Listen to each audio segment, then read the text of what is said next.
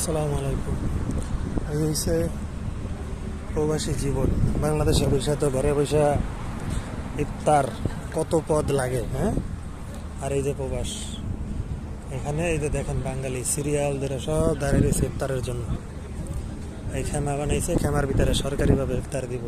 সবাই এসে কত দূর থেকে এক একজন হাইটে হাইটে আইছে, 2 কিলো 3 কিলো 1 কিলো দূর থেকে হাইটে হাইটে আইছে। সবাই দাঁড়িয়ে রয়েছে ইফতারের জন্য। এরাই দেখেন টাকা কামাই করে বাড়িতে পাঠাইছে, আর বাড়ির মানুষে খুব মজা মাস্তি করে ইফতার করতেছে, ঠিক আছে। আর এই যারা টাকার মেশিন, তারা এখানে দেখেন একটু ইফতারের জন্য সিরিয়াল ধরতেছে, কারণ সব কিছু কিনা খাইয়া ইফতার করতে গেলে মেলা টাকা লাগে। একজনে যদি নর্মালি বুট মুড়ি পেঁয়াজু আলুর চপ টপ কিনে যদি ইফতার করতে যায়, দেখা যায় 10 টাকায়ও পারবে না, 10 টাকায়ও পারবে না। এই হচ্ছে ভাই কষ্টের জীবন।